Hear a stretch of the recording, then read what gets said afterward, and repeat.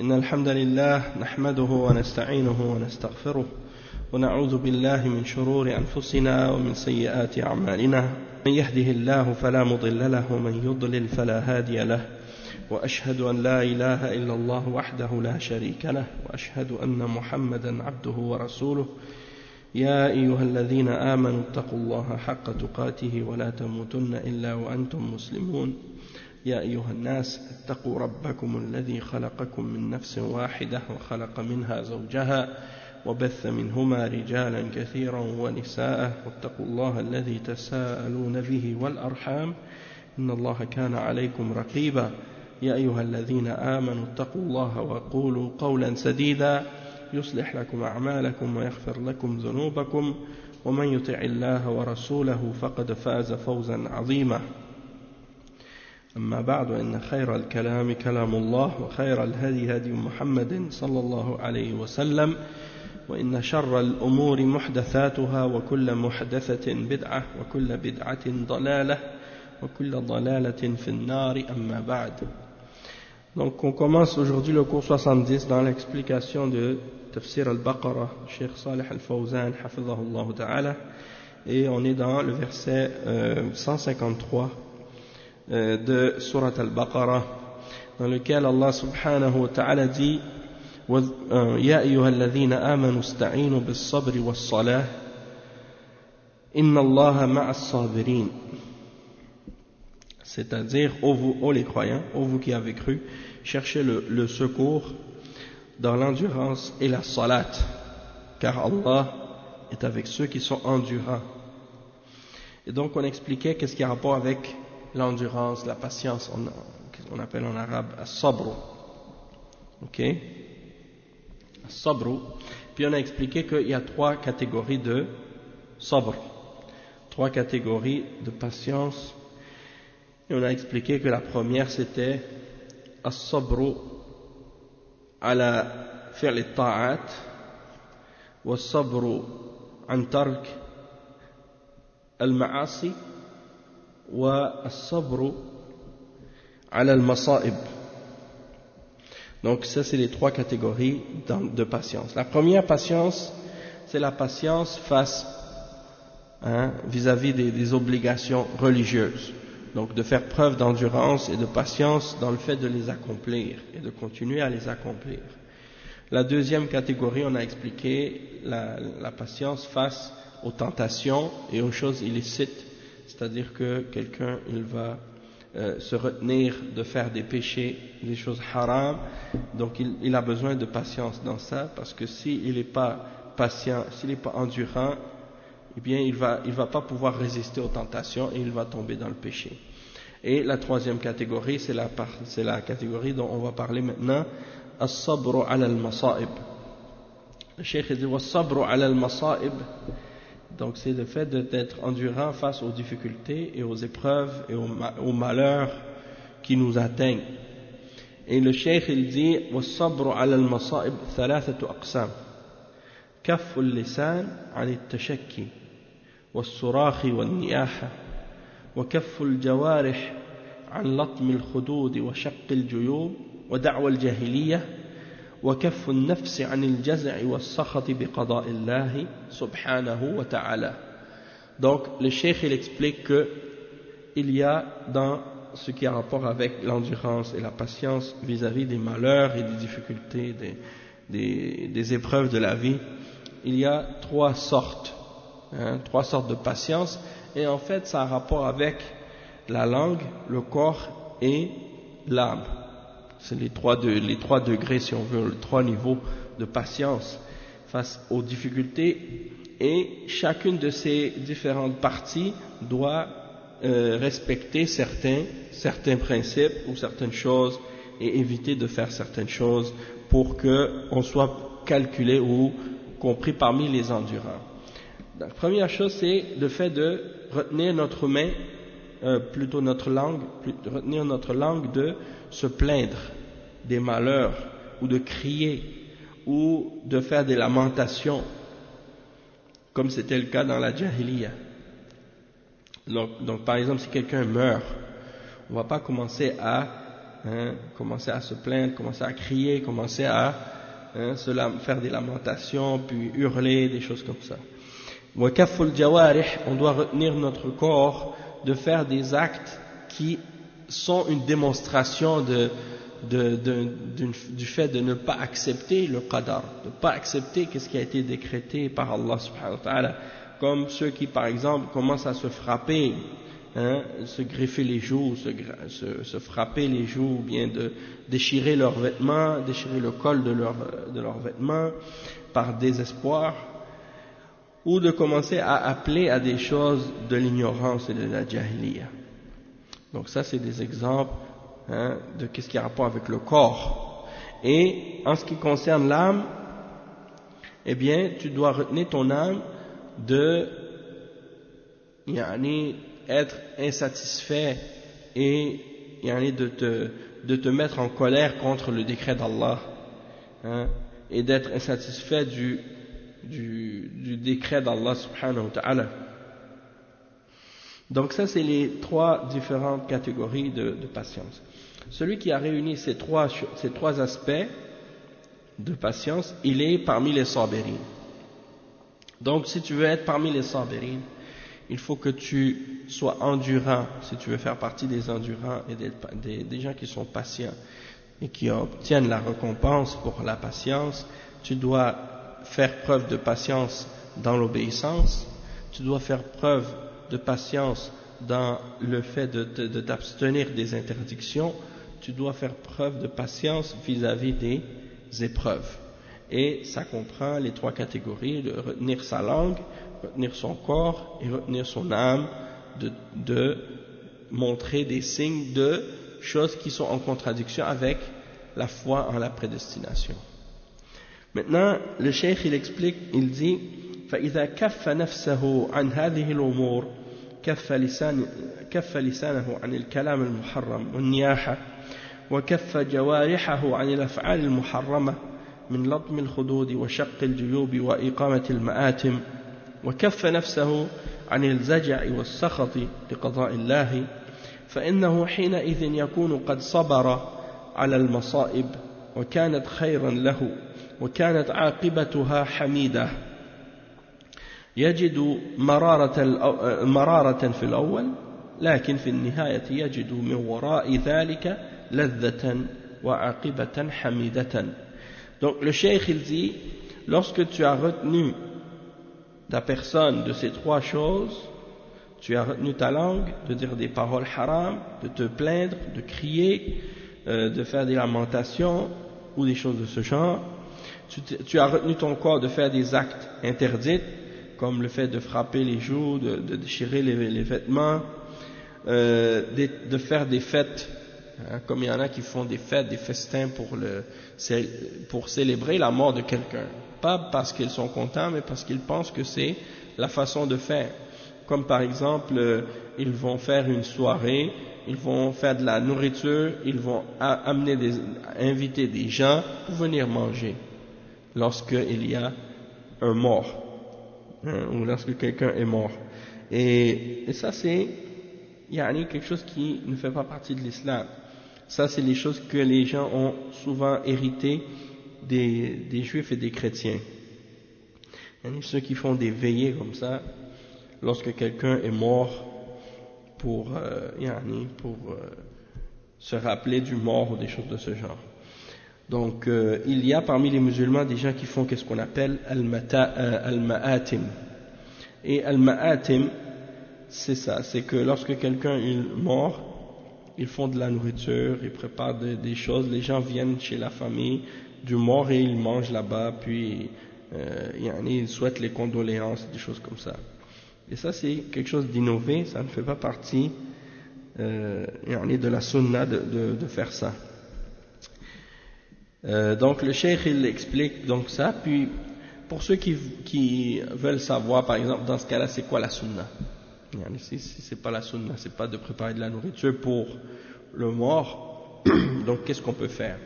Eh bien en fait la sunna c'est le contraire, c'est pas les gens la famille du défunt qui préparent de la nourriture pour les invités, c'est les gens qui amènent de la nourriture pour les personnes qui ont eu ce malheur. Et que, donc par exemple, quelqu'un est mort dans leur famille, donc peut-être qu'ils n'ont pas tellement envie de cuisiner ou de faire toutes sortes de choses, donc les voisins, les gens, les amis viennent avec de la nourriture pour aider la famille, hein, et pour les réconforter, puis leur faire les condoléances. Donc ça c'est comme ça. Mais c'est pas pour faire une fête non plus, hein. Puis c'est pas comme certains, qu'est-ce qu'ils font? Ils inventent toutes sortes de bid'a dans ces occasions-là. Le cheikh il dit ensuite, donc tu as retenu ton corps de faire tout ce qui est haram, comme d'appeler à des appels de la jahiliya, de faire des lamentations, de faire des ma'atim ou des choses de ce genre, et tu as retenu ton âme de te plaindre ou de te mettre en colère contre la prédestination. Donc, dans ce cas-là, tu as fait preuve de patience lors des malheurs, et donc ce sera quelque chose de bien pour toi. Et la conclusion sera louable. C'est comme par exemple, le cheikh il dit, la personne elle va peut-être trouver une amertume au début, quelque chose de difficile à accepter. Toutefois, à la fin, il va trouver un plaisir, une douceur, hein, et une fin louable. Comme Allah subhanahu wa ta'ala, il le mentionne dans le verset 11, dans surat At-Taghabun, il dit, Allah subhanahu wa ta'ala, قال الله سبحانه ما أصاب من مصيبة إلا بإذن الله ومن يؤمن بالله يهدي قلبه والله بكل شيء عليم إلا بإذن الله يعني بقضاء الله وقدره. قال علقمة هو الرجل تصيبه المصيبة فيعلم أنها من الله فيرضى ويسلم. وقال تعالى ما أصاب من مصيبة في الأرض ولا في أنفسكم إلا في كتاب من قبل أن نبرأها إن ذلك على الله يسير لكي لا تأسوا على ما فاتكم ولا تفرحوا بما أتاكم والله لا يحب كل مختال فخور إلا في كتاب أي مكتوبة في اللوح المحفوظ وما كتب في اللوح المحفوظ لا بد أن يقع فالمصائب هذه من الله وبقضائه وقدره ولا يمنع منها أي شيء ولا بد أن تقع فعلى المسلم أن يصبر عندها ويحتسب أما المعاصي فهذه من العبد وعليه أن يتوب منها ويكف نفسه عنها ولا يقول هذه مقدرة علي وهذا لا يجوز بل يقول هذه معصية وهذه مخالفة ويلوم نفسه ويتوب إلى الله. Donc le cheikh il dit que Allah subhanahu wa ta'ala il dit dans le verset 11 dans surat At-Taghabun, et il dit ce qui signifie il n'y a pas un malheur parmi les malheurs qui touchent à quelqu'un excepté que c'est par la permission d'Allah. Ma asaba min musibatin illa bi idhnillah. Donc si un malheur te touche, ça ne peut te toucher que par la permission d'Allah. وَمَنْ يُؤْمِنْ بِاللَّهِ يَهْدِي قَلْبَهُ. Celui qui croit en Allah, Allah guide son cœur. Et Allah a la connaissance de toutes choses. Et illa bi'idhnillah, c'est-à-dire accepté par la permission d'Allah, c'est-à-dire accepté par le décret d'Allah et par sa prédestination.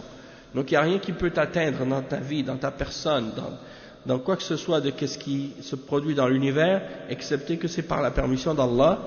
Et Alqama, un des tabi'in parmi les ulama de tafsir, il a expliqué le verset.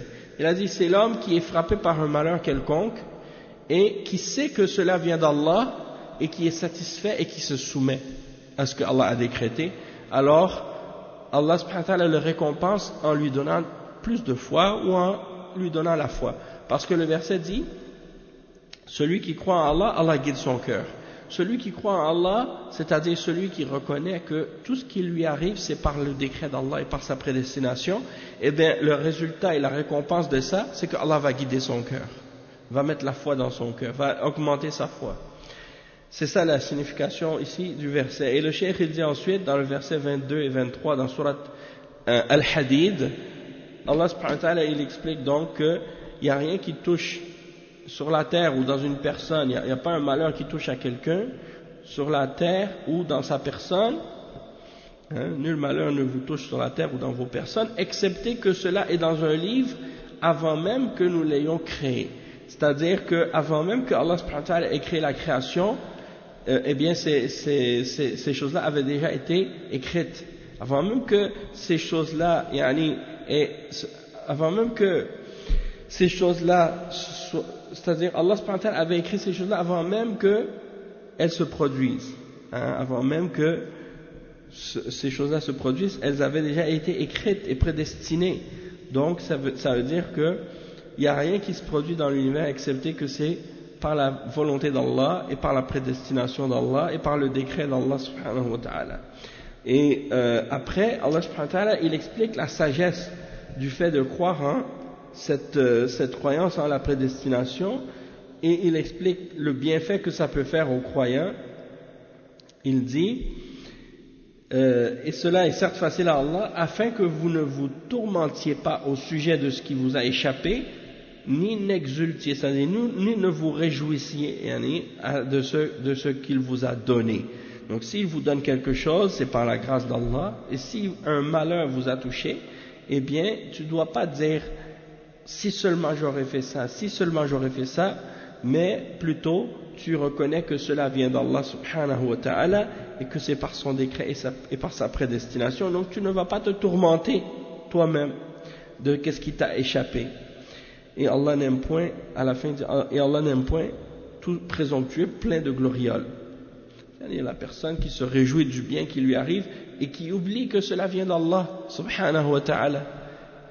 Donc, il l'a fait kitab, quand Allah subhanahu wa ta'ala dit excepté que cela est dans un livre avant que nous l'ayons créé, c'est-à-dire que tout ça est écrit dans la table préservée, et tout ce qui a été écrit dans la table préservée, eh bien ça doit se produire. C'est quelque chose qui va se produire, on ne peut pas s'en échapper, c'est écrit et ça va donc arriver. Peu importe qu'est-ce qu'on peut imaginer ou penser. Et donc le cheikh dit que les malheurs, donc tout ce qui nous touche, tout ce qui nous arrive comme maladie, comme accident, comme malheur, comme fatigue, comme peu importe qu'est-ce qui peut arriver comme chose difficile, tout ça c'est par le décret et la prédestination d'Allah, et il n'y a rien qui peut faire pour l'empêcher. Ce qui a été prédestiné doit se produire, et donc qu'est-ce que le musulman doit faire face à ça? C'est qu'il doit être patient et qu'il doit être endurant. En ce qui concerne les péchés, par contre, c'est pas la même chose. C'est-à-dire que les péchés sont prédestinés et sont décrétés par Allah aussi.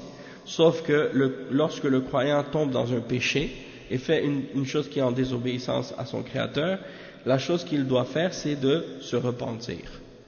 Il ne doit pas dire, bon, ça c'est Allah qui l'a prédestiné, il faut que je l'accepte. Non, tu dis pas ça. Tu reconnais que cette action-là est interdite, que c'est un péché, tu cesses de le faire et tu te repens à Allah subhanahu wa ta'ala, et tu te blâmes toi-même de l'avoir fait et tu demandes pardon pour ce péché. Tu dis pas non, ça c'est prédestiné donc c'est pas grave, comme les qadariya ou bien les gens de bid'a parmi ceux qui nient le qadar, ou bien ceux qui font partie des jabriya et qui disent tout ce que nous faisons c'est Allah qui l'a prédestiné, donc c'est pas grave, on peut faire ce qu'on veut puisque tout ce qui nous arrive c'est prédestiné par Allah, donc c'est Allah qui nous a forcé de le faire. Non, ça c'est pas correct. C'est les deux extrêmes dans le qadar, ceux qui nient le qadar et ceux qui l'affirment de façon exagérée, c'est-à-dire qui nient même la volonté et la capacité de l'homme. Donc ça c'est les deux extrêmes. Donc le croyant, oui, il doit faire ce qui est ordonné par Allah. S'il tombe dans le péché est prédestiné par Allah, mais en même temps il sait que c'est quelque chose de mal puisque Allah l'a interdit, il a mentionné que c'est interdit, il a établi contre ces péchés-là des punitions et des peines, et dans cette vie d'ici-bas et dans l'au-delà, et il a envoyé des livres et des messagers pour que les hommes puissent savoir justement qu'est-ce qui est interdit et qu'est-ce qui est permis, et donc il faut s'en tenir à ça, et il faut se repentir. Si jamais on tombe dans un péché, on se repent et on demande le pardon d'Allah. C'est pas comme la même chose, c'est pas la même chose pour les malheurs qui nous atteignent, qui sont en dehors de notre contrôle, et que c'est vraiment des choses qui sont on n'a pas de décision là-dedans, contrairement au péché. Le cheikh il dit فالقضاء والقدر إنما يحتج إنما يحتج به على المصائب أو يحتج به على المصائب لأنها من الله ولا يحتج بها على الذنوب والمعاصي لأنها من العبد ما أصابك من حسنة فمن الله وما أصابك من سيئة فمن نفسك فيتوب إلى الله من الذنوب والمعاصي ولا يحتج بالقضاء والقدر لأنه هو الذي فعلها وهو الذي أتى بها باختياره ورضاه فهي كسبه وهي عمله فعليه أن يتوب إلى الله عز وجل منها. Donc le décret et la prédestination, on l'utilise seulement pour justifier ou pour établir le fait que lorsqu'on est touché par un malheur, que cela vient d'Allah subhanahu wa ta'ala. On n'utilise pas le décret et la prédestination lorsqu'il s'agit de nos péchés et de nos désobéissances à Allah, parce que ces péchés et ces désobéissances-là, elles viennent du serviteur. Les péchés et les désobéissances viennent du serviteur, tandis que les choses qui viennent comme malheur, qui touchent le serviteur, c'est des choses qui ont été prédestinées et qui viennent d'Allah. C'est-à-dire que toi, quand tu fais un accident, par exemple, avec ta voiture, ou même quand tu fais un accident dehors, tu traverses la rue, tu te fais frapper par une voiture, ou bien tu tombes en descendant les escaliers, c'est des choses que tu n'as pas fait par exprès, c'est des choses qui t'arrivent et qui sont prédestinées, c'est-à-dire que c'est pas toi qui as voulu ça, c'est pas toi qui as fait exprès pour que ça se produise, c'est quelque chose qui s'est produit par accident, donc c'est pas toi qui l'as fait, t'es pas responsable de ça. Et donc ça c'est quelque chose qui a été prédestiné par Allah. Tandis que le péché, quand tu le fais, tu as réfléchi avant de le faire, tu as décidé de le faire. Donc c'est ton action et c'est ta décision à toi. Donc tu peux pas dire ça c'est prédestiné, j'ai pas de péché parce que c'est pas moi qui a voulu le faire, on m'a forcé. Non, personne t'a forcé. C'est toi-même qui as décidé, qui as choisi de le faire. Et donc le cheikh il explique que Allah subhanahu wa ta'ala dit dans le verset 79 dans Surat An-Nisa ما أصابك من حسنة فمن الله وما أصابك من سيئة فمن نفسك, c'est-à-dire ce qui t'a touché comme bien, ça vient d'Allah, et ce qui t'a touché comme péché ou comme mal, ça vient de toi-même, ça vient de toi-même. S'il y a un mal qui t'a touché, c'est à cause de tes péchés, d'accord? Donc tu te repens à Allah subhanahu wa ta'ala des péchés et des désobéissances, mais tu ne vas pas utiliser le décret divin et la prédestination comme argument pour justifier ce péché-là, parce que c'est toi qui l'as fait, et c'est par ta décision et ton choix, et tu l'as agréé, et c'est ce que tu as acquis toi-même, et c'est ton action à toi. Donc tu dois juste faire une chose, c'est te repentir à Allah subhanahu wa ta'ala.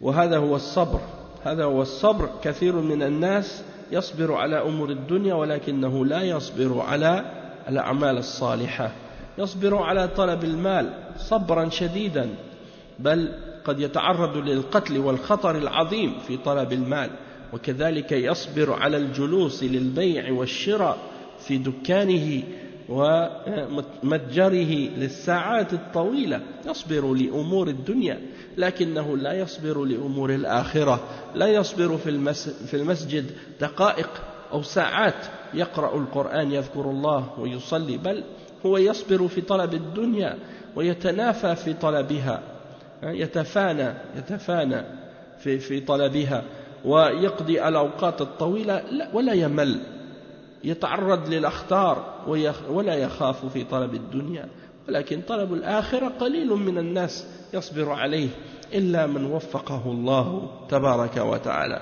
Donc le cheikh il dit, il explique que c'est ça la patience en fait, et que beaucoup de gens sont capables d'endurer des choses difficiles pour la vie d'ici-bas, hein? Par exemple, pour le travail, pour l'argent, tu vas endurer toutes sortes de difficultés. Mais quand c'est les questions de religion, les bonnes œuvres, hein, on a peu de patience, on a peu d'endurance. Et le cheikh il dit par exemple, tu vas faire preuve de grande patience et d'endurance pour rechercher l'argent, pour rechercher les biens. Hein? Tu vas même parfois être peut-être dans même des dangers de mort pour obtenir de l'argent.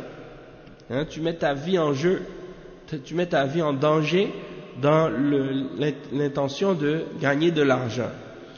De même que la personne, par exemple, qui va s'asseoir dans son commerce, il s'assoit pendant des heures en attendant les clients qui vont venir acheter chez lui.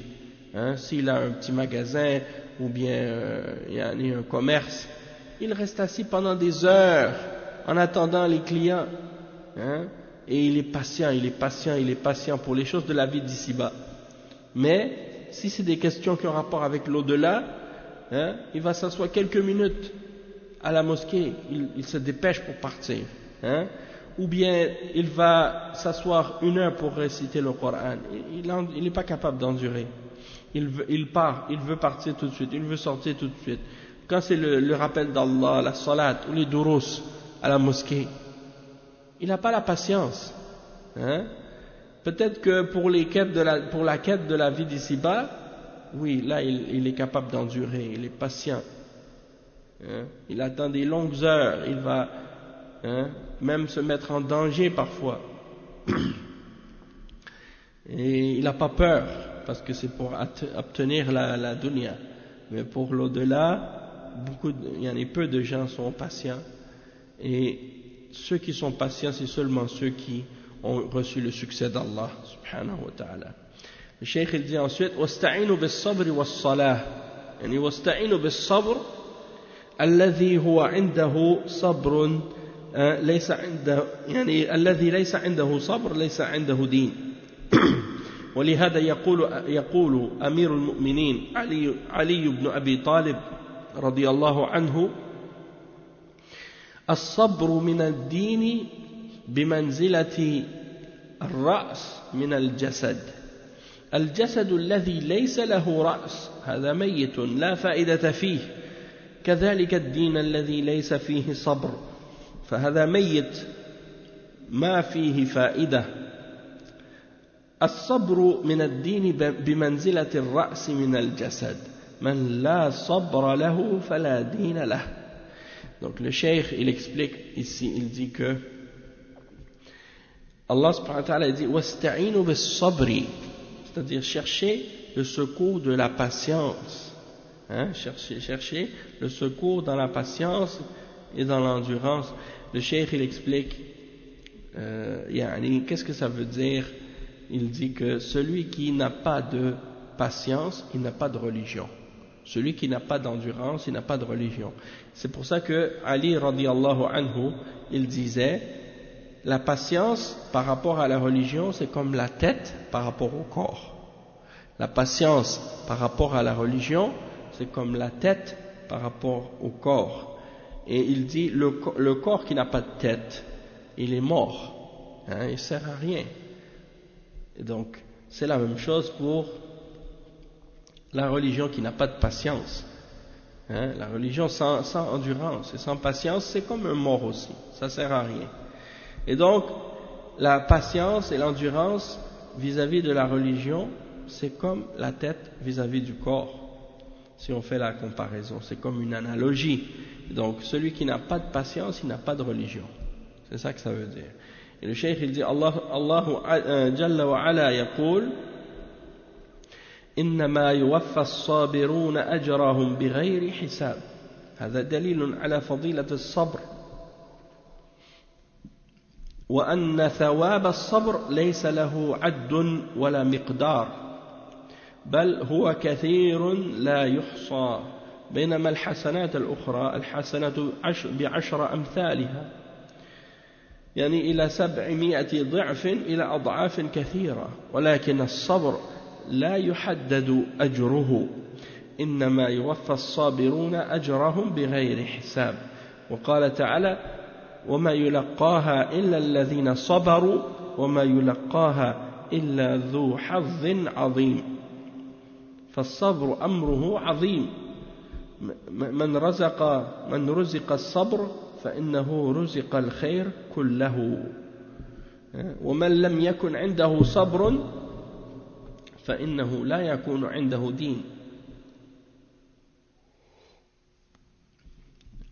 فإنه لا يكون عنده دين والصبر مع اليقين بهما تنال الإمامة في الدين قال تعالى وجعلنا منهم أئمة يهدون بأمرنا لما صبروا وكانوا بآياتنا يوقنون قال يوسف عليه السلام إنه من يتقي ويصبر فإن الله لا يضيع أجر المحسنين.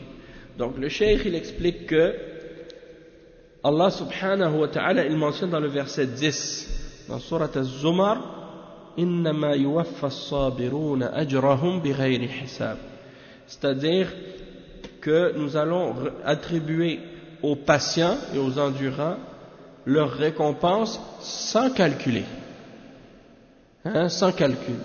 C'est-à-dire que ça c'est la preuve du mérite de la patience et de l'endurance, et que la récompense de la patience elle n'a pas de calcul, elle n'a pas c'est-à-dire on peut pas le calculer tellement c'est grand, il n'y a pas de mesure tellement c'est grand. C'est une récompense immense, incalculable. On ne peut pas la calculer, tandis que les autres bonnes actions, on peut les calculer. Les autres bonnes œuvres qu'on fait, comme le prophète sallallahu alayhi wa sallam l'a mentionné, elles sont multipliées par 10, ou bien par 700, ou bien plus encore. Elles peuvent être multipliées par beaucoup plus de fois que ça encore. Tandis que la patience, il n'y a pas de limite à sa récompense. Il n'y a pas de limite à sa récompense. C'est pour ça que Allah subhanahu wa ta'ala dit إِنَّمَا يُوَفَّى الصَّابِرُونَ أَجْرَهُمْ بِغَيْرِ حِسَابٍ. C'est-à-dire les patients, les endurants, ils vont recevoir leur patience, ils vont recevoir leur récompense sans calcul. Et dans l'autre verset que le cheikh il a cité, le verset 35, dans Surat Fussilat, Allah subhanahu wa ta'ala il dit وَمَا يُلَقَّاهَا إِلَّا الَّذِينَ صَبَرُوا وَمَا يُلَقَّاهَا إِلَّا ذُو حَظٍّ عَظِيمٍ. Donc on a dit le verset 35 dans Surat Fussilat, ça signifie mais ce privilège n'est donné qu'à ceux qui endurent, c'est-à-dire qui sont patients, et il n'est donné qu'aux possesseurs d'une grâce infinie ou d'une grâce immense. Donc ça veut dire que la patience est une grâce immense. La patience, c'est une grâce immense. Donc c'est quelque chose de grand. Et celui qui a reçu la patience, alors il a reçu comme subsistance tout le bien. Et il dit, celui qui n'a pas de patience, alors c'est comme s'il n'avait pas de religion. Il dit, et la patience avec la conviction et la certitude, c'est par ces deux choses qu'on obtient la gouvernance dans la religion. Et le fait d'être à la tête et d'être un guide dans la religion. Et il dit dans le verset 24, Surat As-Sajda,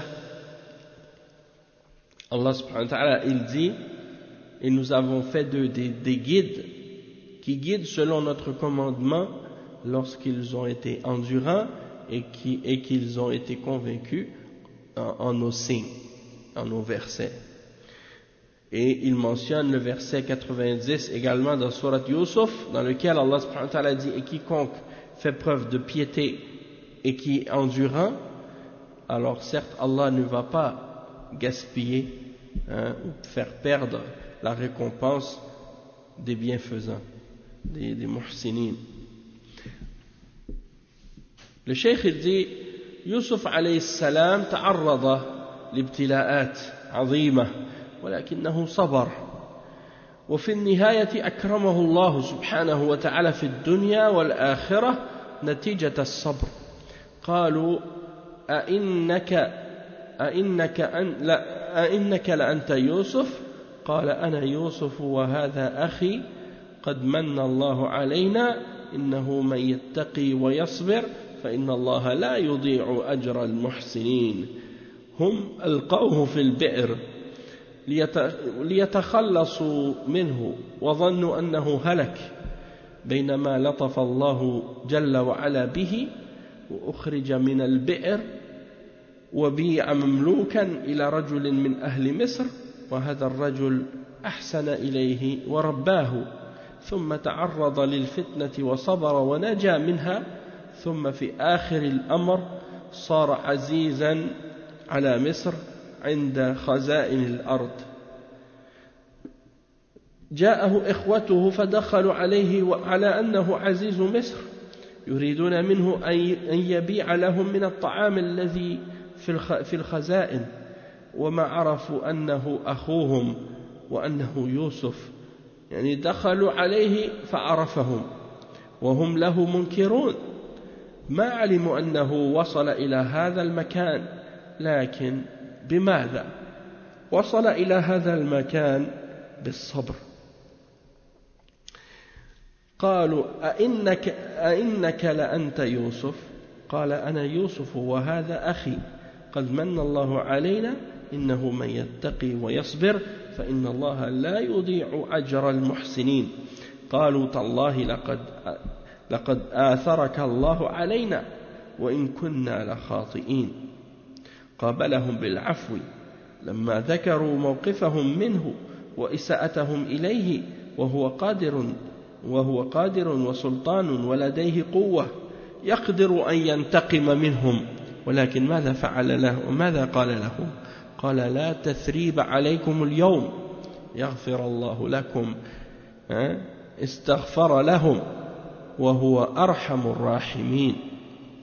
Donc le cheikh il explique ensuite l'exemple de Yusuf alayhi salam, le prophète Yusuf, et comment il a été patient.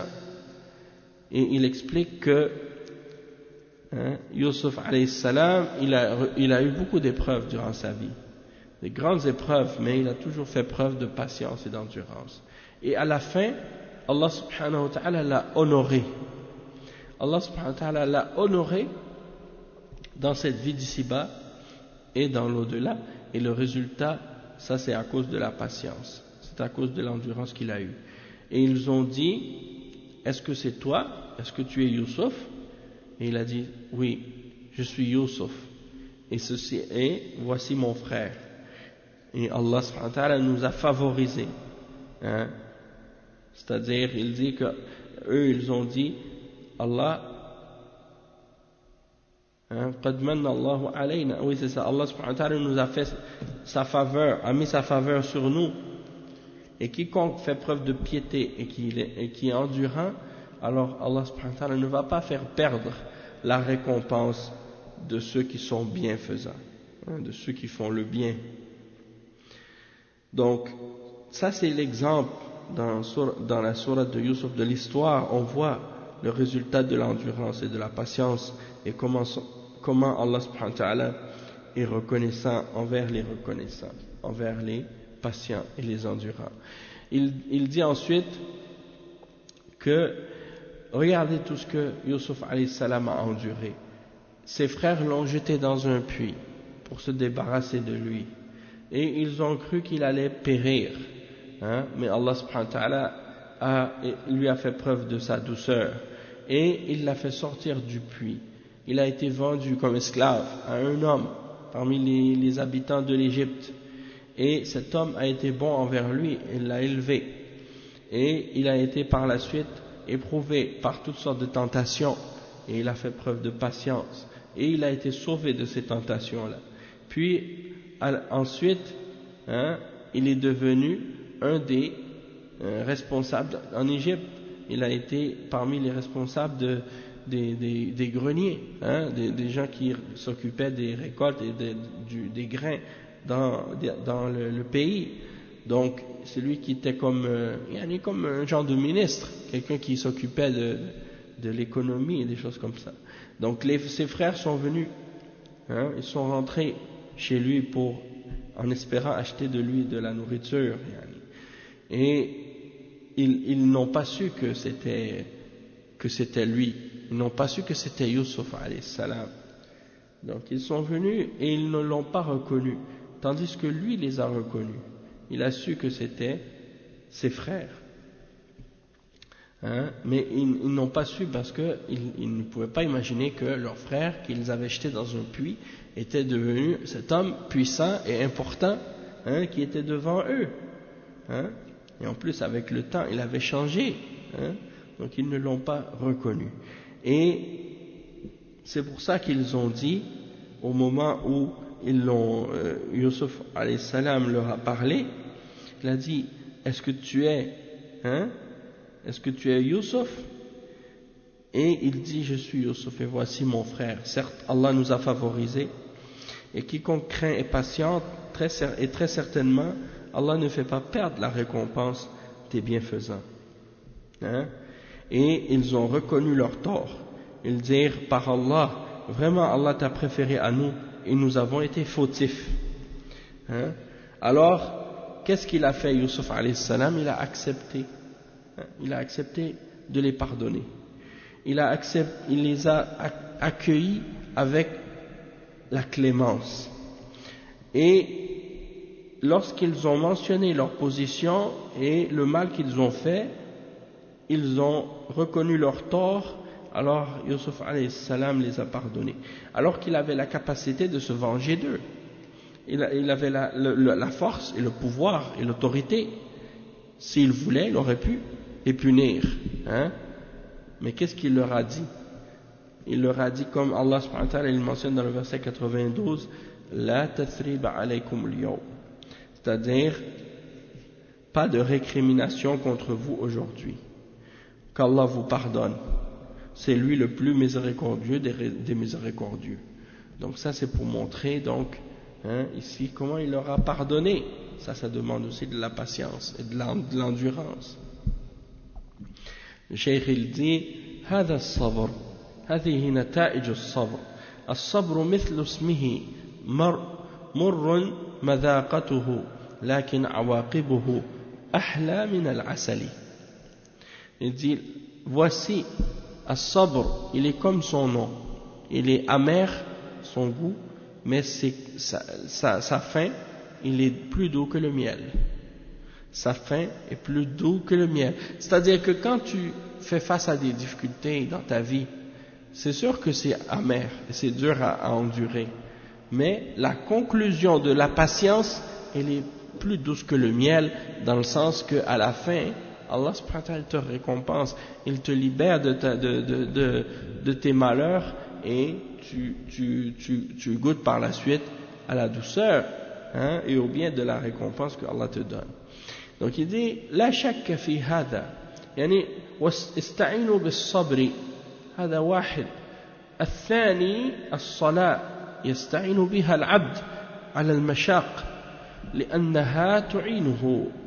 وكان النبي صلى الله عليه وسلم إذا حزبه أمر فزع إلى الصلاة يقول يا بلال أرحنا بها فيستريح عليه الصلاة والسلام من هموم الدنيا بالصلاة لأنه يقف بين يدي ربه يدعوه ويناجيه بكلامه ويركع ويسجد أمام ربه سبحانه وتعالى فتحل عنه المشاكل والكربات بالصلاة. Le cheikh il dit il n'y a pas de doute que la patience donc c'est quelque chose qui a une bonne fin, une bonne conclusion. Et Allah subhanahu wa ta'ala dit donc cherchez l'aide et le secours d'Allah dans la patience. Il dit ça c'est une chose. Et la deuxième chose dans la salat. Fasta'inu bis sabri wasta'inu bis sabri was salah. Tu cherches la patience et tu cherches le secours d'Allah dans la patience et dans la salat. Ça c'est la deuxième chose qui est mentionnée dans le verset. Pourquoi? Parce que la salat c'est quelque chose par laquelle le serviteur est capable d'endurer les choses qui sont lourdes, qui sont difficiles. Et ça aide le croyant. Le prophète sallallahu alayhi wa sallam, lorsqu'il avait un souci, un tracas ou quelque chose, une difficulté, un problème, tout de suite il se réfugiait dans la salat. Il cherchait la prière. quand il attendait la salat, il disait à Bilal, Ya Bilal, arihna biha. Arihna, c'est-à-dire, aide-nous à trouver le repos dans cette prière. Hein, fais-nous retrouver notre repos dans la prière. Donc, en disant, fais l'iqama pour qu'on commence la salat, ou fais l'adhan pour qu'on puisse faire la prière, pour qu'on puisse trouver notre repos dans cette prière. Donc, les repos de quoi? Les repos des soucis et des tracas de la vie d'ici-bas. Hein, dans la prière, on les oublie. On est devant notre Seigneur, debout, et on s'adresse à notre Seigneur, et on lui parle, et on lui demande, et on se prosterne, on s'incline et on se prosterne devant notre Seigneur. Hein, et donc, à ce moment-là, tous nos soucis, tous nos tracas, toutes nos difficultés, tous nos malheurs disparaissent. Hein, parce qu'on se concentre sur la communication, l'adoration de notre Seigneur, Allah subhanahu wa ta'ala. Le cheikh il dit ensuite,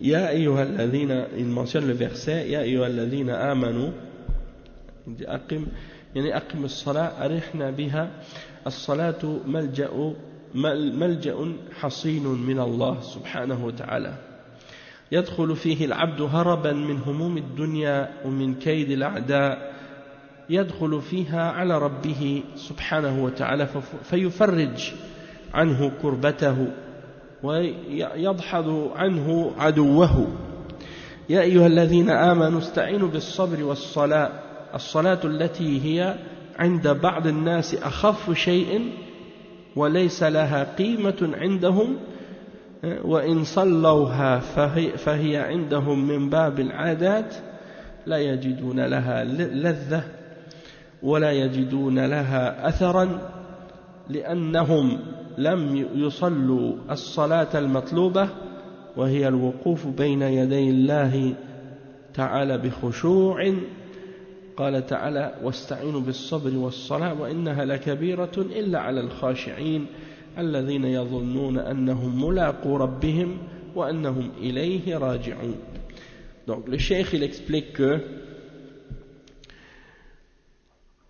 le prophète sallallahu alayhi wa sallam il disait donc à Bilal, ô Bilal, établis la salat, appelle à la salat pour qu'on puisse trouver notre repos en celle-ci.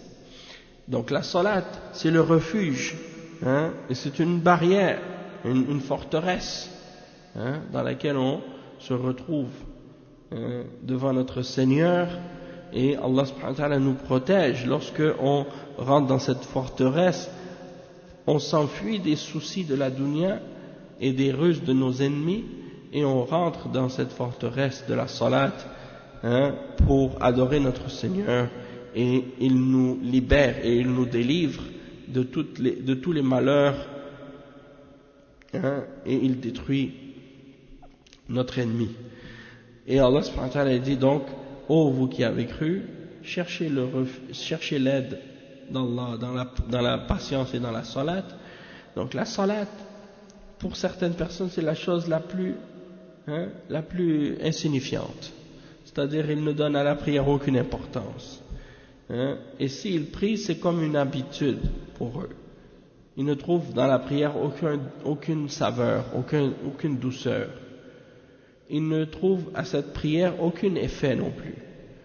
Parce qu'ils ne prient pas la prière qui est exigée par l'islam, mais ils ne font que se tenir comme ça par habitude. La prière qui est exigée de la part d'Allah, c'est la prière qui est faite avec concentration, avec dévotion. Comme Allah subhanahu wa ta'ala dit dans le Coran, وَاسْتَعِينُوا بِالصَّبْرِ وَالصَّلَاةِ وَإِنَّهَا لَكَبِيرَةٌ إِلَّا عَلَى الْخَاشِعِينَ. Donc, cherchez l'aide d'Allah dans la patience et dans la salat. Et certes, c'est quelque chose qui est dur, hein, qui est difficile, excepté pour les humbles, ceux qui savent qu'ils vont rencontrer leur Seigneur et qu'ils vont revenir vers lui. Donc la salat, le cheikh dit فالصلاة التي يستعان بها الصلاة التي فيها خشوع بين يدي الله سبحانه وتعالى. هذا نظير هذه الآية في القرآن الكريم، يعني كثير، يعني في نظير هذه الآية في القرآن كثير. قال الله تعالى: فاصبر على ما يقولون وسبح بحمد ربك قبل طلوع الشمس وقبل غروبها ومن آناء الليل فسبح وأطراف النهار لعلك ترضى. فالتسبيح هنا المراد به الصلاة. وسبح بحمد ربك قبل طلوع الشمس، هذه صلاة الفجر، وقبل غروبها، هذه صلاة العصر. ومن آناء الليل يعني فسبح يعني صلاة المغرب والعشاء والفجر. وما يتبع ذلك من النوافل، نوافل الصلاة وقيام الليل والتهجد. قال سبحانه: فاصبر على ما يقولون وسبح بحمد ربك قبل طلوع الشمس وقبل غروبها ومن الليل فسبحه وأدبار السجود. وقرن الصلاة مع الصبر للاستعانة على أذى الكفار. نحن أعلم بما يقولون، يعني الكفار الذين ضايقوا الرسول صلى الله عليه وسلم، أمره الله بالاستعانة بالصبر والاستعانة بالصلاة. فسبح بحمد ربك يعني صلي. وقال سبحانه: ولقد نعلم أنك يضيق صدرك بما يقولون فسبح بحمد ربك وكن من الساجدين واعبد ربك حتى يأتيك اليقين. وهذا يستعان به على المشاق. فسبح بحمد ربك وكن من الساجدين يعني بالصلاة في المواقف الصعبة. Donc le cheikh il dit, on cherche l'aide d'Allah dans la salat, et ça c'est la salat dans laquelle il y a de l'humilité devant Allah subhanahu wa ta'ala. Et l'exemple de ce verset, il y en a de nombreux dans le Coran, et il mentionne le verset 130 dans Surat Taha. Et dans ce verset, Allah subhanahu wa ta'ala, il dit ce qui signifie supporte, c'est-à-dire endure patiemment ce qu'ils disent, c'est-à-dire ce que disent les mouchriquines et les kuffars contre toi, contre l'islam. Donc endure patiemment ce qu'ils disent et célèbre sa louange, c'est-à-dire célèbre la louange d'Allah subhanahu wa ta'ala avant le lever du soleil, avant son coucher et pendant la nuit, et exalte sa gloire aux extrémités du jour. Peut-être auras-tu satisfaction. Donc le cheikh il explique ce verset là en disant glorifie Allah subhanahu wa ta'ala, célèbre sa louange, la louange de ton Seigneur avant le lever du soleil, c'est-à-dire la prière de Fajr, et avant son coucher, c'est-à-dire Salat al-Asr, et pendant la nuit, exalte sa gloire pendant la nuit, et exalte sa gloire aux extrémités du jour. Yani, c'est-à-dire Salat al-Maghrib et al-Isha et al-Fajr. Et tout ce qui suit cela comme prière surérogatoire, les prières surérogatoires et la prière de la nuit et la prière, c'est ça, la prière nocturne. Ça c'est les choses qui font partie de ce qui est mentionné dans ce verset. Et Allah subhanahu wa ta'ala il dit sois donc patient, fais preuve d'endurance. Le verset dans Surat Qaf, verset 40 à la fin de Surat Qaf.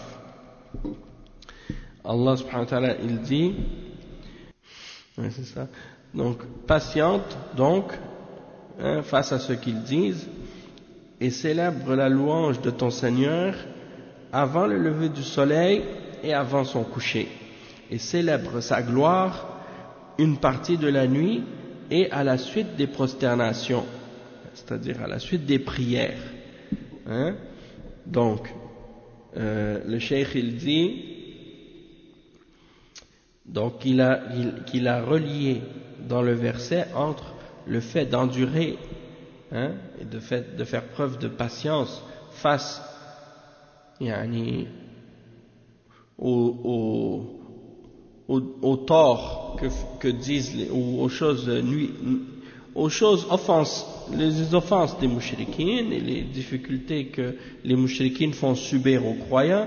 Allah subhanahu wa ta'ala dit fais preuve de patience vis-à-vis de ces choses-là, et il relie la patience avec justement le fait de rechercher l'aide d'Allah subhanahu wa ta'ala dans la salat, face à ce qu'ils disent. Et Allah subhanahu wa ta'ala dit nahnu a'lamu bima yaqulun wa ma anta alayhim bijabbar, c'est-à-dire nous savons mieux ce qu'ils disent. C'est-à-dire toi tu entends leurs insultes et leurs critiques et leurs paroles contre l'islam et tout, et Allah subhanahu wa ta'ala dit on sait mieux que toi qu'est-ce qu'ils disent contre l'islam et contre les musulmans et des choses de ce genre, et tu n'as pas pour mission d'exercer sur eux une contrainte. Il dit rappelle donc par le Coran celui qui craint ma menace. Donc le cheikh il dit c'est-à-dire ceux parmi les kuffars qui ont donné de la difficulté au messager sallallahu alayhi wa sallam. Donc Allah subhanahu wa ta'ala lui a ordonné de faire preuve de patience et d'endurance et de chercher l'aide de la patience et de l'aide de la salat. Il dit fasabbih bihamdi rabbika, c'est-à-dire célèbre la louange de ton Seigneur, c'est-à-dire établis la salat, fais la salat. Et il dit également وَلَقَدْ نَعْلَمُ إِنَّهُ يَضِيقُ صَدْرُكَ بِمَا يَقُولُونَ, le verset 97 à 99 dans Surat Al-Hijr. فَسَبِّحْ بِحَمْدِ رَبِّكَ وَكُن مِّنَ السَّاجِدِينَ وَاعْبُدْ رَبَّكَ حَتَّى يَأْتِيَكَ الْيَقِينَ. Donc le cheikh il a cité les versets dans Surat Al-Hijr. Et donc on va lire la traduction de ces versets, et c'est les versets qu'on a dit 97 à 98. Allah subhanahu wa ta'ala dit ce qui signifie et nous savons certes que ta poitrine se serre à cause de ce qu'ils disent. Glorifie donc ton Seigneur par sa louange, et sois de ceux qui se prosternent, c'est-à-dire qui établissent la salat, et il dit et adore ton Seigneur jusqu'à ce que te vienne la mort, la certitude qui est la mort. Et il dit donc on cherche l'aide d'Allah dans toutes les difficultés, dans la salat, dans la patience et dans la salat. Et il dit ensuite وهذا فلا شك أن من حافظ على الصلوات أن الله سبحانه وتعالى يفرج همومه ويكشف غمومه وإذا وقع في شدة فإن الله يفرج همه. يونس عليه السلام لما التقمه الحوت وقع في بطن الحوت وفي الظلمات قال الله فلولا أنه كان من المسبحين للبث في بطنه إلى يوم يبعثون. فلولا أنه كان من المسبحين يعني من المحافظين على الصلاة فأنقذه الله بذلك من بطن الحوت. فلولا أنه كان من المسبحين للبث في بطنه إلى يوم يبعثون. قال صلى الله عليه وسلم تعرف إلى الله في الرخاء يعرفك في الشدة. Ok, le cheikh il explique maintenant, il parle maintenant d'un autre exemple des prophètes. Il dit il n'y a pas de doute que le fait de garder les prières, le fait de préserver les prières, c'est quelque chose qui aide la personne. Il dit il n'y a pas de doute que celui qui préserve les 5 prières, Allah subhanahu wa ta'ala le délivre de ses soucis, de ses tracas, et il le délivre de ses problèmes. Et il dit que lorsque quelqu'un tombe dans une difficulté, Allah subhanahu wa ta'ala le délivre de ses soucis. Et il donne comme exemple le prophète Yunus alayhi salam, lorsqu'il a été avalé par le poisson. Hein? Lorsqu'il a été avalé par le poisson, et il cite les versets dans Surat As-Saffat, le verset 143 et 144. Donc on va lire la traduction de ces versets. Oui, la baleine. Naam. Donc Allah subhanahu wa ta'ala, il mentionne ça dans les versets en question. Il dit: et s'il n'avait pas été du nombre de ceux qui glorifient Allah, et le cheikh dit, c'est-à-dire du nombre de ceux qui font la salat, et il serait demeuré dans son ventre jusqu'au jour où l'on sera ressuscité. Donc il aurait resté dans son ventre jusqu'à la fin des temps. C'est ça que ça veut dire. Et il dit, oui, et il allait mourir dans le ventre de la bête. Et ça, c'est une preuve aussi pour ceux qui disent que, par exemple, par rapport au châtiment de la tombe, que le châtiment de la tombe ou les délices de la tombe, ça se produit pour la personne, peu importe qu'elle ait été enterrée dans la terre ou non, et peu importe où est-ce qu'elle est morte et comment elle est morte. Hein? Parce qu'il y a des gens qui disent, ouais, mais qu'est-ce qui arrive si tu meurs dans la mer, ou si tu meurs dans les airs ou quelque part ailleurs? Est-ce qu'il y aura un châtiment de la tombe? Oui, il y aura quand même un châtiment de la tombe. Parce qu'il y a le barzakh. Le barzakh, c'est la période, l'endroit où tu es entre ce monde et la résurrection. Et donc, peu importe dans quelle situation tu meurs et comment tu meurs, tu vas être dans soit le délice ou les châtiments de la tombe. Et donc, le cheikh, il dit, Allah subhanahu wa ta'ala, il l'a délivré donc du ventre de la baleine, du ventre du poisson, et il dit, si ce n'était du fait qu'il était parmi ceux qui établissent la salat et qui glorifient Allah subhanahu wa ta'ala, il serait resté là jusqu'au jour de la résurrection. Et le prophète sallallahu alayhi wa sallam, il dit dans le hadith, ta'arraf ila Allah fi ar-rakha ya'rifuka fi shiddah. C'est-à-dire que si tu apprends à connaître Allah subhanahu wa ta'ala lorsque tu es dans les moments d'aisance et que tout va bien dans ta vie, eh bien lui, Allah subhanahu wa ta'ala, il va te connaître dans les moments difficiles.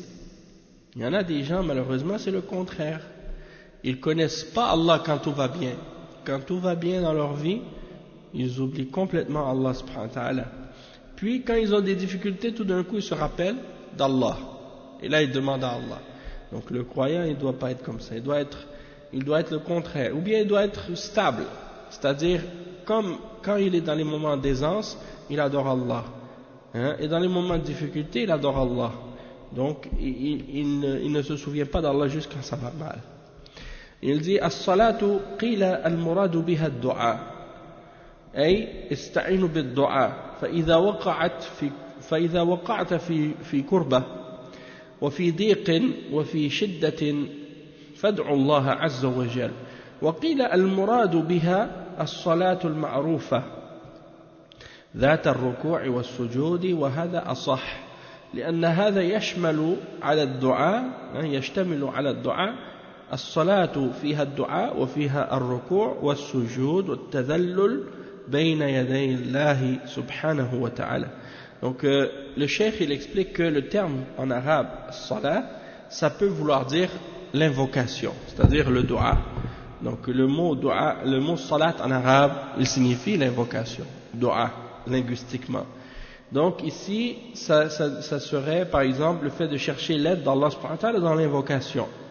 Lorsqu'il y a un malheur, une difficulté, une gêne quelconque, quelque chose qui est lourd, et bien tu invoques Allah subhanahu wa ta'ala. Certains ont expliqué que en fait, la salat qui est mentionnée dans le verset, c'est la salat qui est bien connue dans l'islam, c'est-à-dire celle qui est composée du ruku', de l'inclinaison, de la prosternation, et ainsi de suite.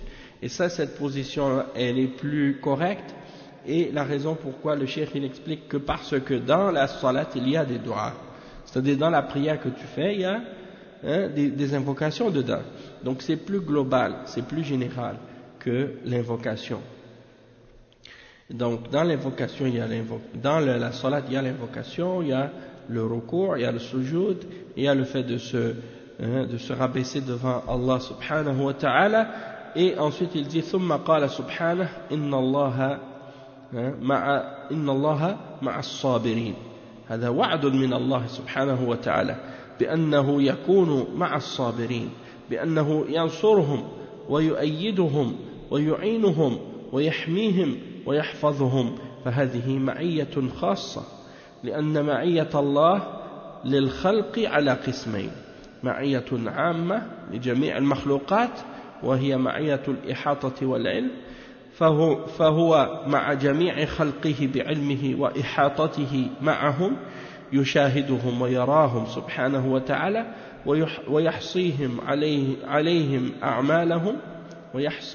أعمالهم ولا يخفون عليه. فهو مع المؤمنين ومع الكفار ومع جميع الخلق معهم بعلمه وإحاطته وإحصائه لأعمالهم لا يخفى عليه شيء. ألم تر أن الله يعلم ما في السماوات وما في الأرض، ما يكون من نجوى 3 إلا هو رابعهم ولا 5 إلا هو سادسهم ولا أدنى من ذلك ولا أكثر إلا هو معهم أينما كانوا ثم ينبئهم بما عملوا يوم القيامة إن الله بكل شيء عليم. هذه معية علم، يحصي عليهم أعمالهم ثم يحاسبهم عليها يوم القيامة وينبئهم بما عملوا إن الله بكل شيء عليم. فهذه معية عامة لجميع الخلق مؤمنهم وكافرهم. Donc le cheikh il explique que Allah subhanahu wa ta'ala à la fin du verset 153 il dit et certes Allah est avec les endurants, avec les patients. Et ça c'est une promesse de la part d'Allah subhanahu wa ta'ala qu'il sera avec ceux qui font preuve de patience et d'endurance, et qu'il va les défendre, et qu'il va les supporter, et qu'il va les aider, et qu'il va les protéger, et qu'il va les préserver. Et ça veut dire que c'est une présence de la part d'Allah qui est particulière. C'est-à-dire qu'il sera avec eux d'une manière particulière.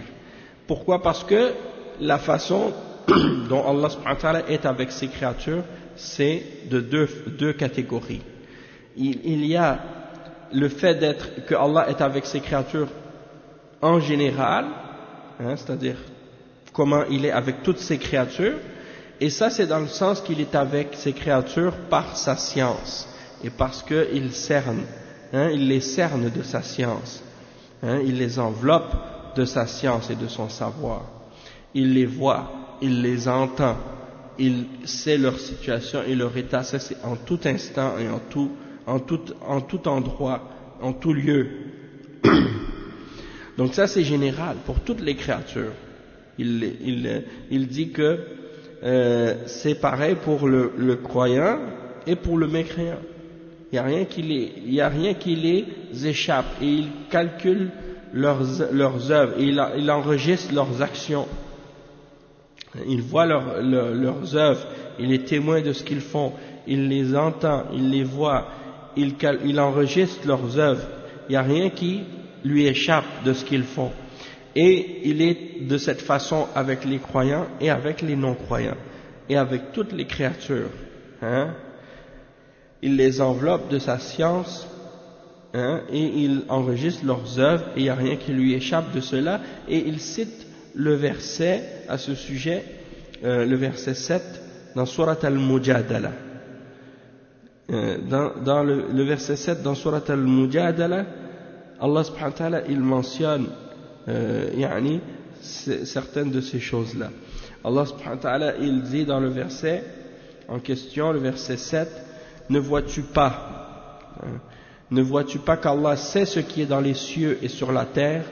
Pas de conversation secrète entre trois sans qu'il ne soit leur quatrième, ni entre cinq sans qu'il ne soit leur sixième, ni plus que cela, sans qu'il ne soit avec eux là où ils se trouvent. Ensuite, il les informera au jour de la résurrection de ce qu'ils faisaient, car Allah est omniscient. C'est-à-dire Allah subhanahu wa ta'ala a la science de toutes choses, il connaît toutes choses.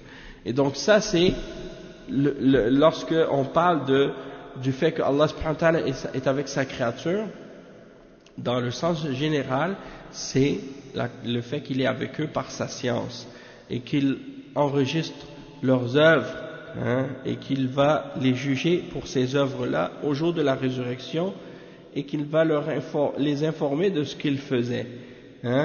Certes, Allah a la science de toutes choses, et ça c'est qu'est-ce qu'on appelle en arabe al-ma'iyyatul 'amma. Al-ma'iyyatul 'amma. Ma'iyya, ça vient du mot ma'a. Ma'a qui veut dire en arabe avec. Donc Allahu ma'a as-sabirin. Allah est avec les gens qui ont as-sabr, ceux qui ont la patience. As-sabirin. Donc Allahu ma'a as-sabirin. Et donc quand on dit ma'iyya, ça vient de ma'a qui veut dire avec, et ça c'est al-ma'iyya qui est amma, c'est-à-dire celle qui est générale pour toutes les créatures, qu'elles soient croyantes ou non croyantes. Allah il les voit, il les cerne, il les enveloppe de sa science et ainsi de suite. La deuxième catégorie de ma'iyya, on va voir maintenant qu'est-ce que c'est qu'est-ce qui est mentionné dans le verset en question. النوع الثاني معية خاصة بالمؤمنين وهي معية نصر وتأييد وحفظ وإعانة وهذه خاصة بالمؤمنين كما قال سبحانه في هذه الآية إن الله مع الصابرين فهذه خاصة بالصابرين وهي معية خاصة أما المعية العامة فهي مع الصابرين ومع غيرهم قال سبحانه واعلموا أن الله مع المتقين قال سبحانه وتعالى لموسى وهارون عليهما السلام قال لا تخافا إنني معكما أسمع وأرى. Donc le cheikh il dit la deuxième catégorie de ma'iyya, c'est al-ma'iyya al-khassa, celle qui est particulière, le fait que Allah subhanahu wa ta'ala soit de manière particulière avec ses créatures, c'est-à-dire lorsqu'il est avec ses créatures qui sont croyants. La façon dont il est avec eux, c'est d'une manière qui est particulière. Non seulement il les voit, non seulement il les entend, non seulement il les cerne de son savoir et de sa connaissance et qu'il enregistre leurs œuvres, ça c'est pour toutes les créatures, mais avec les croyants, il est d'une manière particulière. C'est-à-dire qu'avec les croyants, il est avec eux par son support, par son aide, par sa défense des croyants, par le fait qu'il vient à leur secours et qu'il qu'il les aide dans les difficultés qu'ils ont. Et même quand on dit, par exemple, même en français, ana ma'ak, même si t'es pas avec quelqu'un, mais par exemple, tu dis à quelqu'un, je suis avec toi, vas-y, je suis avec toi, dans ton effort, dans ta position, dans qu'est-ce que tu fais. Ça se dit, même en français ça se dit. Donc Allah subhanahu wa ta'ala, quand il parle des croyants, il est avec eux, mais avec eux d'une manière qui est particulière. Et il dit, inna Allah ma'a sabirin, quand Allah il dit qu'il est avec les patients et les endurants, eh bien, quand il est avec eux, ça veut dire que ces gens-là, c'est particulier. Comment il est avec eux, c'est particulier. Pourquoi? Parce que c'est des croyants, c'est des gens qui font preuve de patience et d'endurance dans leur religion, dans leur foi. Et donc, Allah subhanahu wa ta'ala, il va agir avec eux d'une manière particulière. Et il dit, wa'alamu anna Allah ma'al muttaqin.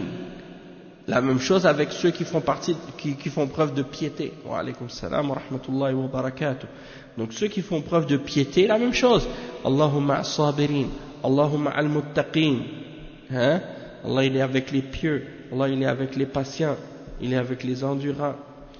Qu'est-ce qu'il a dit également à Moussa et à Haroun? Ce sont deux d'entre les prophètes d'Allah. Qu'est-ce qu'il leur a dit? Le verset 46 dans Surat Taha, il dit La takhafa, qala la takhafa innani ma'akuma asma'u wa ara. Il a dit à Haroun et à Moussa, Allah subhanahu wa ta'ala, il leur dit à tous les deux, n'ayez pas peur. La takhafa, n'ayez pas peur. Je suis certes avec vous deux. Je suis certes avec vous deux. J'entends et je vois. Asma'u wa ara. Donc ça veut dire, vous n'avez pas besoin d'avoir peur. Je suis là avec vous. Je suis là avec vous. Je vous défendrai. Je vous supporterai.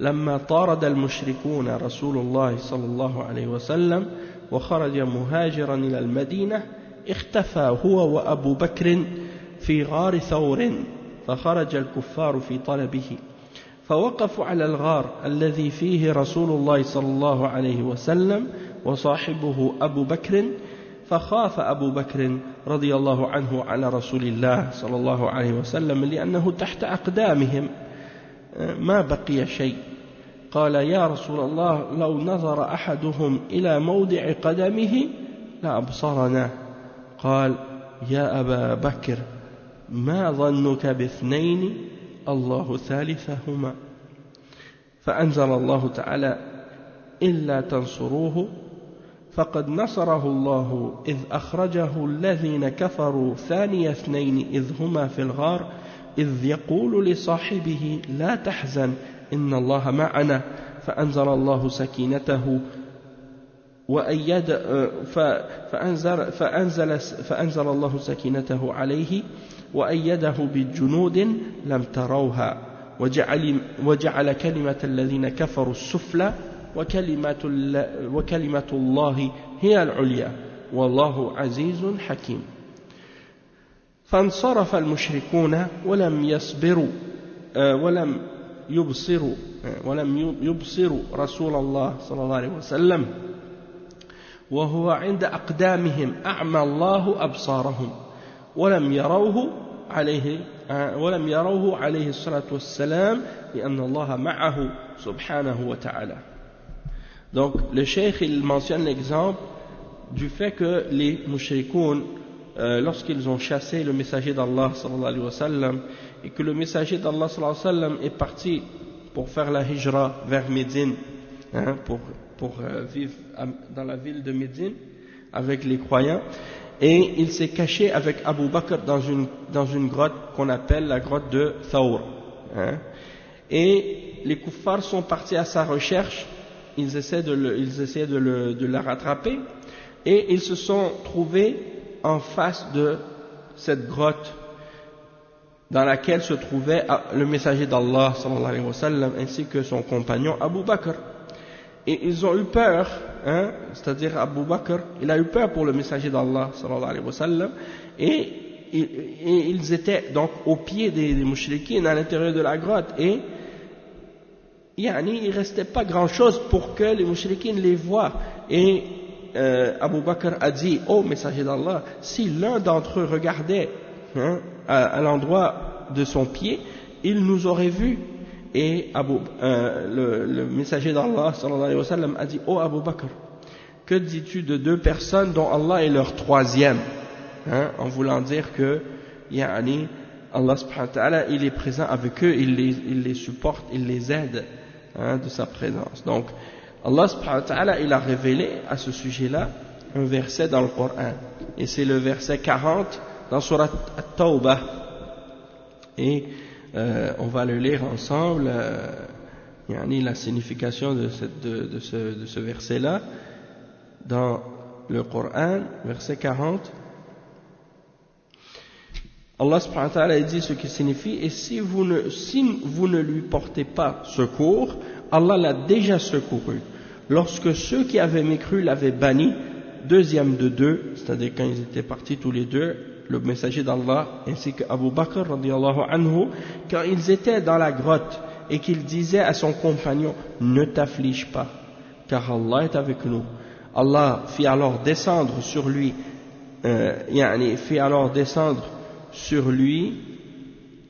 sa sérénité, sakina, et il le soutient, le soutien des soldats, c'est-à-dire des anges que vous ne voyez pas. Et il abaissa ainsi la parole des mécréants, tandis que la parole d'Allah eut le dessus. Et Allah est puissant et sage. Donc, Allah subhanahu wa ta'ala, il a dit, la tahzan inna Allah ma'ana, et le prophète sallallahu alayhi wa sallam, il a dit, ma dhannuka billahi, bithnayn, Allahu thalithahuma. Allahu thalithahuma. إن الله مع الذين اتقوا والذين هم محسنون فالله مع عباده المؤمنين معية خاصة معية نصر وتأييد وحماية وحفظ وهو مع جميع الخلق معية إحاطة وعلم وإحصاء لأعمالهم خيرها وشرها إن الله مع الصابرين. Donc le cheikh il dit que Allah subhanahu wa ta'ala il dit dans le verset alaykoum salam wa rahmatullah, Allah subhanahu wa ta'ala dit dans le verset que il dit ne t'attriste pas, ne t'afflige pas, Allah est avec nous.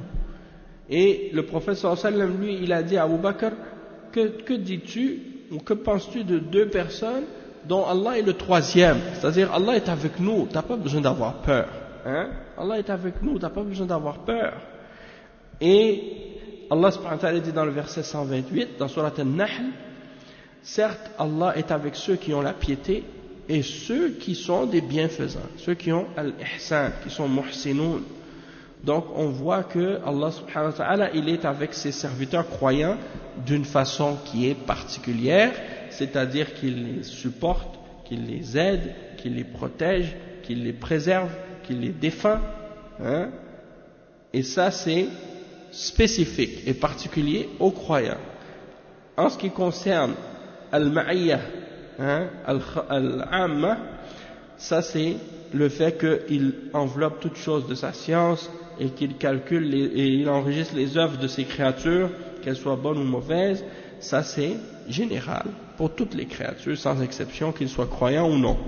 Mais en ce qui concerne al-ma'iyah al-khassa, ça c'est seulement pour les croyants. Et Allah, quand il dit qu'il est avec les endurants et les patients, c'est cette particularité, c'est cette ma'iyya al-khassa dont il parle ici.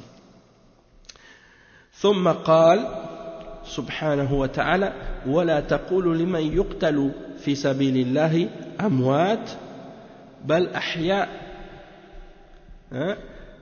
Il dit هذا من المصائب, القتل هذا من المصائب, هذه بداية المصائب.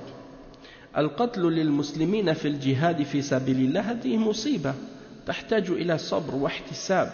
الله جل وعلا طمأن المؤمنين على هؤلاء القتلى الذين قتلوا في سبيل الله, طمأنهم أن هؤلاء ليسوا أمواتا, هؤلاء أحياء. ولا تقولوا لمن يقتل في سبيل الله أموات بل أحياء, هؤلاء هم الشهداء في سبيل الله الذين قتلوا لإعلاء كلمة الله, هؤلاء الشهداء, هؤلاء وإن ماتوا في الدنيا وفارقت أرواحهم أجسادهم إلا أنهم في الآخرة أحياء, في القبر في البرزخ أحياء حياة برزخية لا يعلمها إلا الله, ما هي مثل حياتهم في الدنيا. ولهذا قال ولكن لا تشعرون. فأنت لو وقفت على الشهيد المقتول لرأيته ميتا لا يتحرك وليس عنده إدراك, بينما هو حي عند الله سبحانه وتعالى, أحياء ولكن لا تشعرون, يعني بحياتهم. أنتم لو رأيتموه أموات, رأيتموهم أمواتا في صورة أموات, وفارقت أرواحهم أجسادهم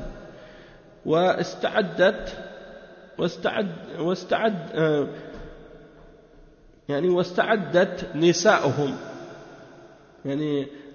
يعني عدة الوفاء العدة يعني عدة الوفاة وفرقت مواريثهم هذا في الدنيا ولكنهم في الآخرة أحياء عند الله. Donc le cheikh il explique ensuite le verset, donc Allah subhanahu wa ta'ala dit qu'il est avec les endurants, qu'il est avec les patients, puis après il dit à la suite de ce verset là, et ne dites pas à propos de ceux qui ont été tués dans le sentier d'Allah qu'ils sont morts, plutôt ils sont vivants, plutôt ils sont vivants, mais vous n'en êtes pas conscient, vous ne le réalisez pas. Il dit le cheikh que ça fait partie des malheurs. Ça fait partie des malheurs parce que la mort fait partie des malheurs qui nous atteignent. Et ça c'est le début des malheurs. Lorsque les musulmans meurent dans la lutte, dans le sentier d'Allah, ça c'est un malheur. Et ça demande de la patience et de l'endurance. Allah subhanahu wa ta'ala, il a réconforté les croyants. Et il a comme calmé les croyants en leur disant que ces gens-là qui sont morts, ils sont morts dans le sentier d'Allah, mais ils ne sont pas morts en réalité, ils sont vivants. Ne pensez pas qu'ils sont morts. Et le cheikh il explique, il dit, ne dites pas à propos de ceux qui sont morts, qui ont été tués dans le sentier d'Allah qu'ils sont morts, mais ils sont vivants. Wa alaykum salam wa rahmatullah. Il dit, c'est-à-dire que ce sont des martyrs, ceux qui sont morts dans le sentier d'Allah sont des martyrs. Ils ont été tués parce qu'ils voulaient élever la parole d'Allah. Donc ils sont des martyrs, et même s'ils sont morts dans cette vie d'ici-bas, leur âme s'est séparée de leur corps, excepté que dans l'au-delà, ils sont vivants. Dans leur tombe, dans le barzakh, ils vivent une vie qu'on appelle en arabe al-hayatul barzakhiyya. Donc c'est pas la vie comme la vie d'ici-bas, c'est une vie différente, dans une dimension différente, qu'on appelle en arabe al-barzakh. Entre la vie après la mort, c'est-à-dire entre qu'est-ce qui se passe après la mort jusqu'à la résurrection, c'est la période qu'on appelle al-barzakh. Et donc, ceux qui sont dans cet état-là, c'est-à-dire après leur mort, ils sont dans qu'est-ce qu'on appelle al-hayat al-barzakhiyya. Et donc, ils ne sont pas morts, mais ils sont vivants dans le barzakh, mais vous n'en êtes pas conscient. C'est-à-dire que si tu vois un mort qui est mort dans le sentier d'Allah, un martyr, tu peux le regarder, il ne bouge pas, il n'a aucun sens, c'est-à-dire il n'a pas de réaction, il n'est pas vivant dans cette vie, mais il est vivant auprès d'Allah subhanahu wa ta'ala. Et Allah subhanahu wa ta'ala dit, ils sont vivants, mais vous ne le réalisez pas, vous ne le comprenez pas. Parce que c'est pas la vie comme la vie d'ici-bas, comme on a dit, c'est la vie, une vie dans une autre dimension, dans un autre endroit, c'est dans le barzakh. Si vous les voyez, ils sont morts. Leur âme, elle s'est séparée de leur corps, leurs épouses, ils font leur période d'attente, comme la période de veuvage, et leurs héritages sont séparés. Ça c'est dans la vie d'ici-bas, mais dans l'au-delà ils sont vivants auprès d'Allah subhanahu wa ta'ala.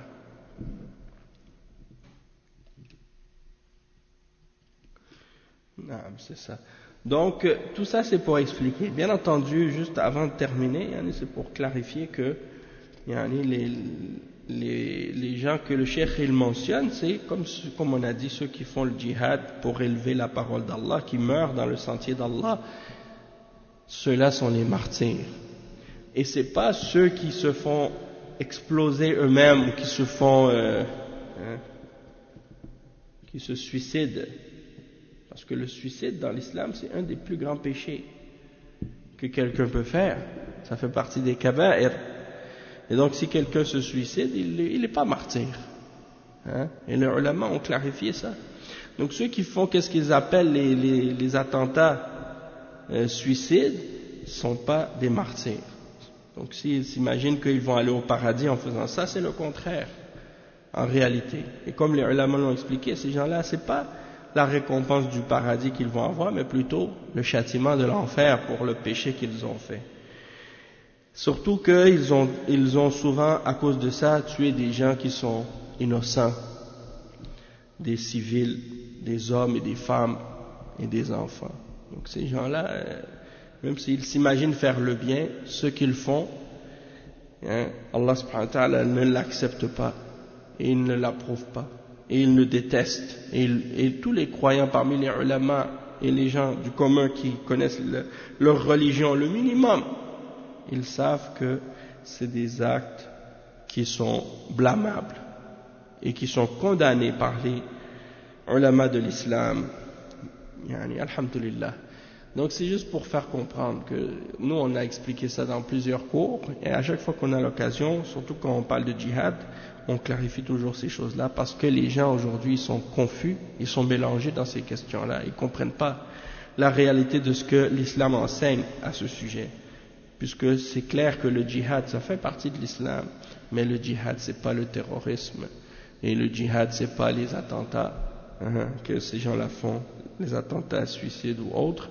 Et les martyrs ils existent dans l'islam et c'est vrai que dans l'islam celui qui est martyr, qui a été tué pour la cause d'Allah, pour élever la parole d'Allah, il s'est fait tuer à cause de ça, il est mort pour sa foi, pour sa religion, Allah va lui donner des récompenses immenses. Et le plus haut degré du paradis, c'est une des personnes qui aura cette récompense-là, qu'est-ce qu'on appelle al-firdaus, hein, le plus haut degré du paradis, c'est pour les martyrs. Ça, c'est pas quelque chose qu'on peut nier, hein, sauf que il faut savoir qui sont ces gens-là. C'est qui les vrais martyrs, c'est qui les vrais shuhada. Et c'est pas les terroristes ou les criminels, ou les meurtriers, ou les khawarij à notre époque, hein, ou avant. Non, ce sont les gens qui sont accrochés au Coran et à la Sunna et qui s'écartent des innovations et des bid'ah et de l'extrémisme et de l'exagération, hein, et qui restent, hein, sur le juste milieu et qui font qui font le djihad lorsqu'ils le font derrière leurs dirigeants et selon les conditions et les règles de l'islam et non pas selon les passions et les désirs des gens de l'égarement et ainsi de suite. Donc on va s'arrêter ici pour aujourd'hui, Inch'Allah, et puis on continuera ce cours-là demain après le Maghrib, hein, notre tafsir de Surat al-Baqarah comme on faisait avant le Ramadan, d'accord? Tous les jours, ça va être le lundi, le samedi, dimanche, lundi, Inch'Allah on va faire tafsir al-Baqarah entre le Maghrib et l'Isha. Donc on s'arrête ici, Inch'Allah. Subhanakallahumma bihamdika ashhadu an la ilaha illa anta astaghfiruka wa atubu ilayk wa sallallahu wa sallam ala nabiyyina Muhammad wa ala alihi wa sahbihi ajma'in. Wassalamu alaykum wa rahmatullahi wa barakatuh. Wa iyyakum.